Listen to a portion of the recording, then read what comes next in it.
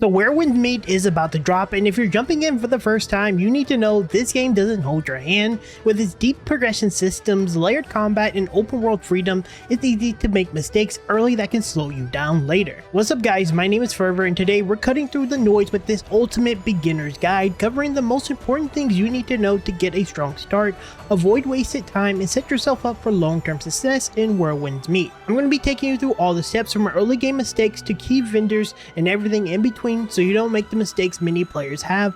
And with that said, let's dive into the important bits of the video. Alright, first things first, let's start this video at the very beginning, the character selection screen, because this is loaded with very important information players need to know. One important detail you need to know is you are allocated 6 slots for each individual character. That means that you will have 6 opportunities to make a character, and each of these characters function as themselves and no interaction with the other characters. What this means is if you buy a battle pass on your first character, then make a secondary character, you will not be able to redeem the benefits on that second character. This includes obviously the progression that the character earned, the first character, and once again it will not be able to be used on that said second character. So make very damn sure that when you're buying the battle pass or whatever the case is that you're purchasing or doing on your main character, that you're 100% comfortable with that being the only character getting that item. If you're looking to maybe do a challenge run or something like that, you can maybe have a second character, but otherwise they are going to be separate from one another. The second thing that is important to know about main menus is difficulty selection and parry assist. When it comes to difficulty, every single difficulty rewards the same exact things.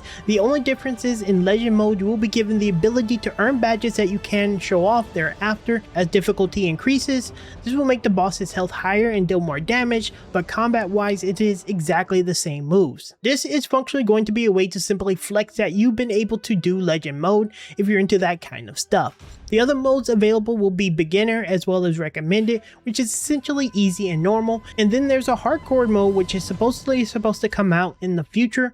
This is not currently available on the CN server, and I'm not sure when this is going to be available in the global launch, but hardcore is exactly as you expected.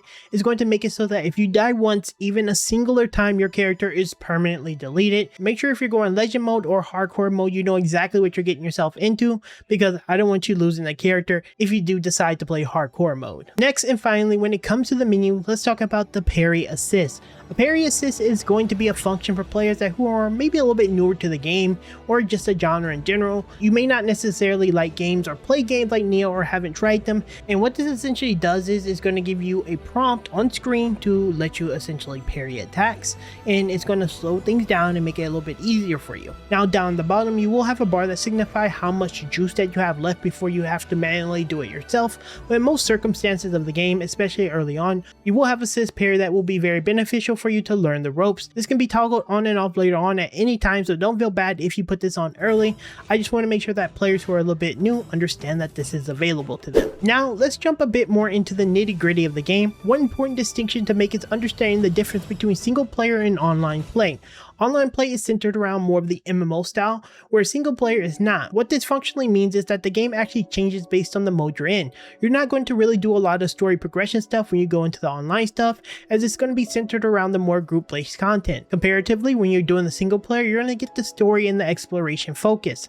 As you get a little later into online play, level 50 plus, there will be some gear requirements that you will need to accomplish certain tasks, but we'll talk about that a little bit later. If you're a regular watcher of the channel, you know here on Fervor we cover a wide variety of games, whether it's Borderlands 4, Expedition 33, or more recently Arc Raiders. Gaming can be pretty expensive, which is why we teamed up today with the wonderful people over at Instant Gaming to help ease that burden. Right now, games like Borderlands 4 sitting at 31% off, Expedition 33, a serious Game of the Year contender you definitely don't want to miss, is 45% off, and more recently Arc Raiders 25% off. If you want to support the channel and your wallet while picking up some of the best games of the year, check out Instant Gaming's link down in the description and the pinned comment, and huge thank you to Instant Gaming for sponsoring this video. Now unfortunately I do have to address some misinformation that I've been seeing online already. I know this video is coming out day one or the day before, but there are some information that is spreading that is incorrect.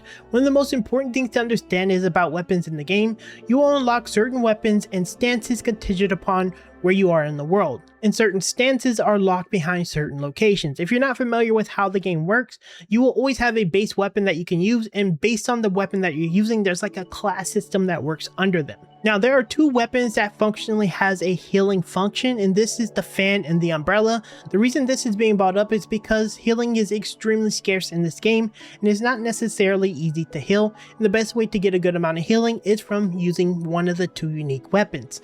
Now the misinformation that's being spread very heavily, unfortunately, is that you should be using the vendor, which I'll be showing on screen now, and a lot of people are suggesting that you should use the fan because it's going to be the best healing stance early on. And while this is absolutely true, it is a great weapon for healing, it is important to know that the fan is actually very accessible within the first region.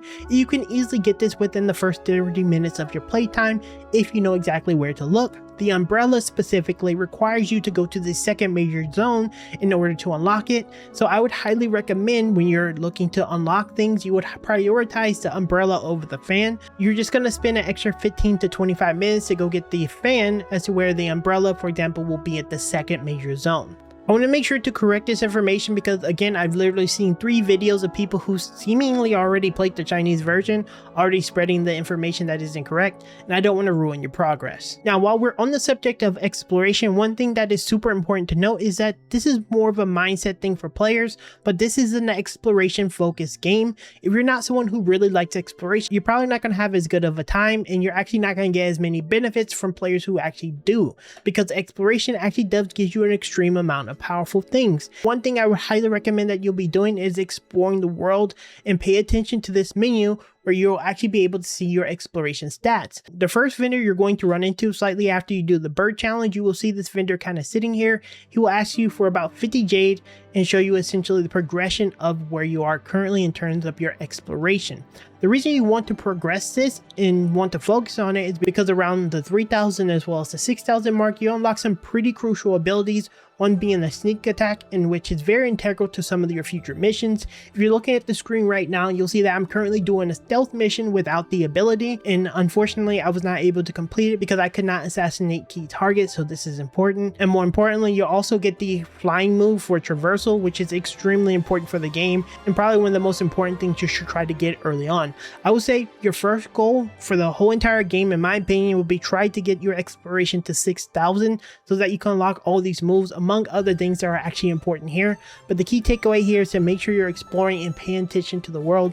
You're going to find a lot of different mystic arts as well as just weapons and things of the sort as you explore, and again, you need these key things for later missions and exploration and traversal. Now, in addition to this, if you've ever played a game like Elden Ring, exploration in that world should be very familiar in this one because you have the ability to do a lot of similar things. For example, there will be player signs, basically player messages that should help you along the way. Even in bosses, there is the ability to summon players using a summoning sign. This is something you should be using if you're maybe a little bit newer or struggling with some of the bosses, but if you've ever played Elden Ring, you still also need to be a little bit careful because sometimes players are kind of messing around and some of these signs are not necessarily good tips, but just make sure you know that this is around, because a lot of them are actually pretty good. As you're exploring the open world though, another key element that you need to look out for is jades. These are going to be the greenish coins looking things that are extremely limited in resources. I want to stress this as early as I can. This resource is something you should not be spending wildly. Jades are extremely rare and they're actually going to be used for very powerful things. For example, Tong Peng, located here, sells eternal skills that you can be used for pretty much any martial arts school. He also will sell one of the best eternal skills in the entire game that's going to be used for every single build, so you want to make sure that you come over here to this vendor and pick it up. But most importantly, you're not going to be just using all your jades because you're going to need to upgrade this skill. Keep in mind, if you want to use the jades for gacha pools, because you can, this is going to be something that a mountain of players are going to be spending their resources on to get outfits and stuff, and they're going to inherently hurt their game. And you're going to see a lot of this on the internet if they didn't watch videos like this giving them this information. Do not use those jades for anything other than getting these skills early on, and then thereafter maybe use those jades once you feel comfortable in getting some of the most important skills. Now, in addition, I also want to recommend saving these tokens. I think they're going to be called like Plums or something here. I'm not exactly sure, but you'll see it on screen now. But these are something you want to save as much as humanly possible for level 90 and beyond, because they will be giving you the best benefits later on. Sure, you could spend them early for early game advantages, but you'll get much more value out of them later, especially since experience grinding from 90 to 100 is going to be much harder, just like in many other MMOs. Again, I'm not sure what they're going to be called in the global release, release, but make sure you save these resources as much as possible. And keep in mind, on the battle pass in the CN server, this is part of the free track as well, so make sure to check your battle pass for these, even if you don't buy the complete version, as you can get some extra free plumes to help your progression. Now next, I want to list a few more vendors since we're talking about them. First, let's talk about the healing vendor. This vendor functions in a very similar way to games like Neo, Dark Souls, or Elden Ring, where you can upgrade your flask and get more maximum charges. You'll run into the healer here on the map, and it will give you the ability to upgrade your flask using the resources, which will make fights much easier. If you're looking for ways to get this resource, all you need to do is click on the actual item itself, and it'll show you a variety of different tasks you can complete to actually get this item to upgrade your flask. Also, keep in mind this vendor will function as a healer. Naturally, you will heal in the game by taking potions or resetting at the teleport locations. I'm not sure what they're going to be called, but I'm going to call them bonfires in this video. But players can actually receive ailments and injuries and diseases, and that's why there's doctors in the game. Players can actually take on roles like doctors and different things like that to help cure diseases. We're not going to be talking about that in this video, but this is a role that players can actually take on to like help. This vendor will actually function as a healer that you can pay to clear ailments and diseases. So if you are injured, come to this vendor. Now located at the top left of the screen, you will also notice the vendor who sell materials. These materials, at least on the CN server, restock on a weekly basis. In addition to what you farm, you can use your in-game cash to buy these items. I'm not exactly sure how important it's going to be to max this out every single week, but if you have extra cash laying around, you should be trying to get as much as you can from this vendor or whatever you're trying to accomplish at the time. Make sure you check this vendor out and at least know it exists. Moving on to progression and how to make your character better, let's talk about dungeons and strongholds. If you ever played any modern MMO or past MMO for that matter, dungeons and strongholds function on an energy-based system. This is going to again reset from time to time, again just like any other functioning MMO. And as far as I can tell, there is no other energy-based system in this game besides the dungeons and the strongholds. Now, what's the key difference between these two and why you want to spend your energy? The difference is that dungeons focus on equipment and equipment upgrades, where strongholds focus on materials that upgrade your mystic arts. So at the very minimum, you should be trying to complete them at least once in the single player mode, as it will give you a first time clear reward. And contingent upon what you want to accomplish at the time, if you want to upgrade your mystic arts or get equipment, you do one or the other, and this will consume your said energy. Now, one important thing to keep in mind is when you're doing this online, you will get more rewards. If you have the option to do it online, make sure to do it so you can get more results for essentially doing the same thing. Now, once you hit level 50 and start doing the higher tier level versions or whatever they are, your gear score is actually going to become important, and you need to meet a gear score requirement to actually be able to do level 50 plus. You may or may not have it at the time, but keep in mind that will be an option. Now, this is specifically centered around dungeons, not strongholds. So I want to make this very clear. Strongholds, to my knowledge, will not need any form of gear requirements online or offline, but when you're doing online dungeons, once you hit level 50, there will be some gear requirements to get those extra bonus. Now, if I'm being honest, I can't tell you what exactly to focus on early because I don't know where you're going to be in your game, what's important to you, what you're trying to progress, but it is important to know this information. Now, there are also world bosses on the map. World bosses are a one-time event you can go back to and do challenges for if you want to, but there are rewards tied specifically to defeating bosses. These rewards are under those bosses by completing specific challenges. Once you complete this, there's literally no reason to go back to do them again unless you want to do it for fun, but make sure to do the world bosses so that you can get the bonus reward. Now, when it comes to upgrading your character, there are a variety of ways to do it. First is finding gear and things of the sort. This is going to be one of the most straightforward things you're going to find, but then there's upgrading your weapon. And what I mean by upgrading your weapon is upgrading your class weapon. So there are going to be slots here in the menu where you can go to specifically and upgrade the weapon slot. That weapon is going to get more increased minimum and maximum damage. That's going to inherently boost your character. This actually goes for your mystic arts and other things as well. So there are a variety of menus that's going to have the ability to upgrade your mystic arts as well as your internal skills as well.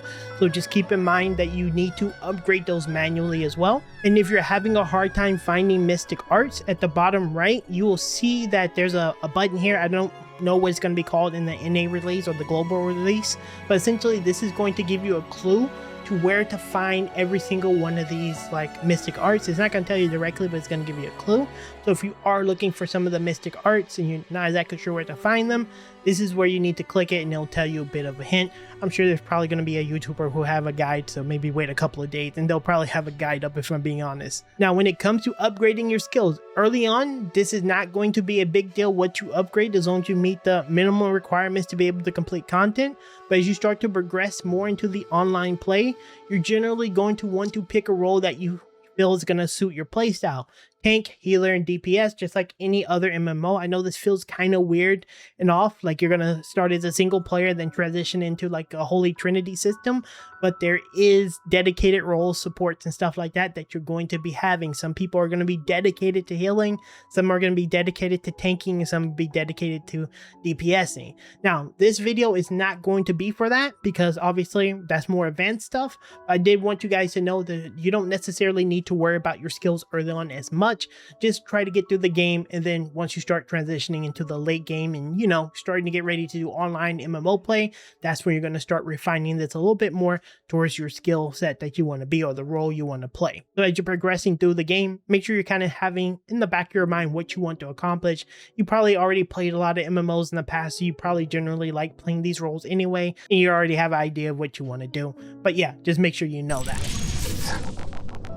Overall, I feel like this is a great stopping point for the beginner's guide. I feel like this is a good amount of information. Anything else is just kind of small things that I'm sure you guys can figure out on your own. In the future, we are going to be dropping way more detailed guides, weapon guides, builds, things of the sort that's really going to help you out, tips and tricks and stuff like that for the more advanced stuff. So make sure you are subscribed to the channel so you don't miss out on that. Let me know down in the comments if you have any comments, questions, or concerns, or corrections, or anything you want to add to this conversation. I'm not the best player in the world, so if you have any insight, feel free to leave it down below so we can help some players out. Of course, I will be live streaming both on Twitch as well as here on YouTube. You want to have your questions answered live, make sure you stop by because I will be answering questions. My name is Fervor, guys. Thank you so much for watching, and I'll see you in the next one very soon.